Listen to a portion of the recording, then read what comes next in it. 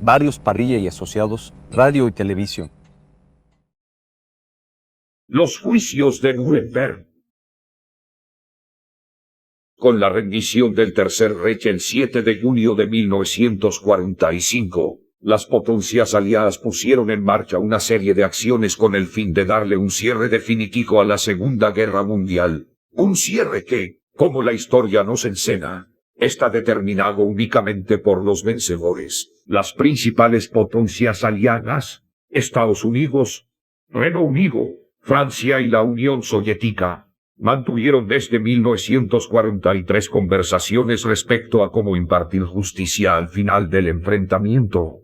Las propuestas eran múltiples y en muchos casos dispares. Se discutieron desde juicios hasta fusilamientos masivos. Finalmente se acordó llevar a cabo un juicio oral y público, donde los responsables de los crímenes nazis fueran sentados en el banquillo de los acusados, sin distinción entre perpetradores militares y responsables gubernamentales. Estos juicios extraordinarios quedaron grabados en la historia con el nombre de los juicios de Nuremberg. Quédate con nosotros, porque en los próximos minutos te vamos a contar todos los detalles. Hacia el final de la guerra, los ejércitos aliados instalados en Alemania se lanzaron a la caza de los criminales nazis. Los creadores de dicha lista, identificados como la Comisión Interaliada para Crímenes de Guerra, obtenían información de los gobernantes exiliados en Londres que seguían estando en comunicación con sus frontes de resistencia en Alemania. Los criminales señalados fueron capturados y llevados a la cárcel mientras se preparaba el Tribunal Militar Internacional. Respecto a esto existieron algunas excepciones que te contaremos más adelante. En la ciudad de Nuremberg, los nazis hayan celebrado multitudinarias convocatorias y en cierta medida se la considera como una de las ciudades cuna del Partido Nacional Socialista, y los aliados les resultaba simbólico darle fin al partido en el lugar en donde éste haya ganado más fuerza. Por otro lado, el Palacio de Justicia era uno de los pocos edificios de su tipo que permaneció intacto tras los bombardeos en el país. Las instalaciones contaban con una cárcel y hoteles que sirvieron para alojar a las delegaciones internacionales.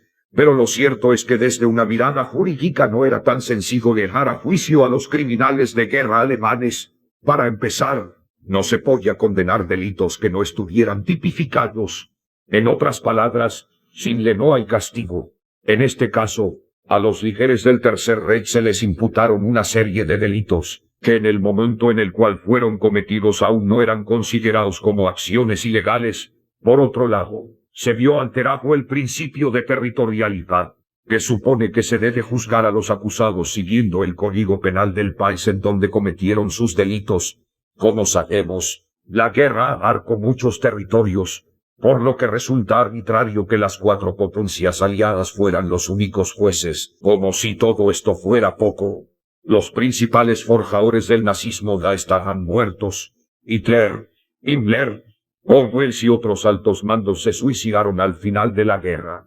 Otros hayan escapado. Tal es el caso de Eichmann, Bormann y Mengele. Finalmente los acusados en este primer juicio fueron 24, entre los que destacan Hermann Göring, Karl Dönitz, Rudolfes, capturado en Gran Bretaña en 1941, Alfred Jodl, jefe del Estado Mayor de la Wehrmacht, Alfred Rosenberg, autor del libro El mito del siglo XX, Joachim von Ribbentrop, ministro de Asuntos Exteriores, y Albert Speer, arquitecto y ministro de Armamentos. Las acusaciones se dirigieron en varios tipos de crímenes: crímenes en contra de la paz, crímenes de guerra, conspiración para el crimen y crímenes contra la humanidad.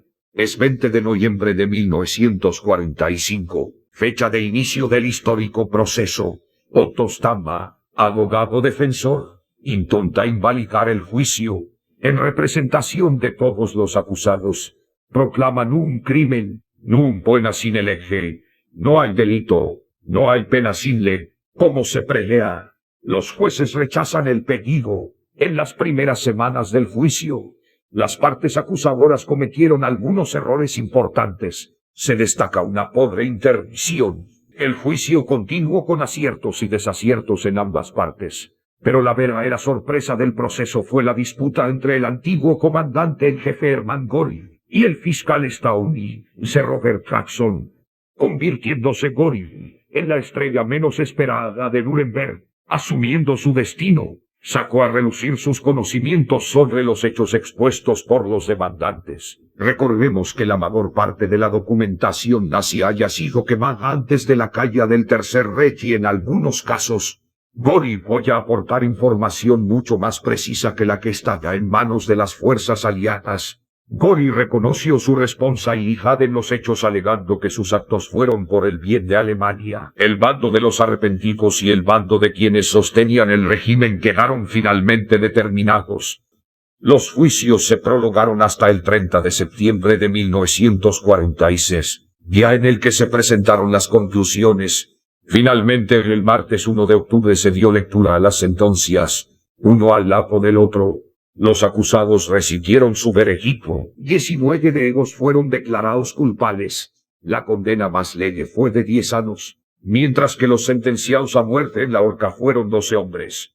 Göring, Ribbentrop, Kettel, Kaltenbrunner, Rosenberg, Fritz Strecher, Schaukel, Hodl, Setz-Ward y Bormann, que para el momento del juicio estaba desaparecido y luego se supo que haya muerto en la batalla de Berlín. Sin embargo, todavía queda una sorpresa más. Un día antes de su ejecución, Hermann Göring se suicidó en su celda con una cápsula de cianuro. Los demás sentenciados recibieron la muerte y sus cenizas fueron esparcidas en el río Isar. Algunos incluso lograron reducir notablemente sus castigos.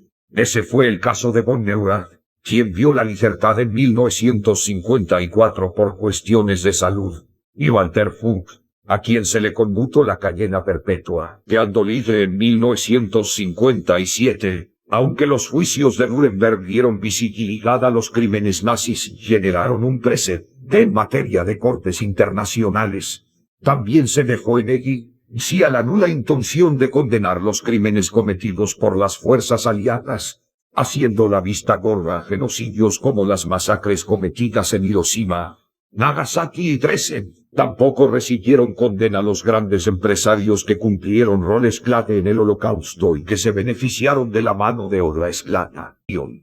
¿Crees que los juicios podrían haberse llevado a cabo de otro modo?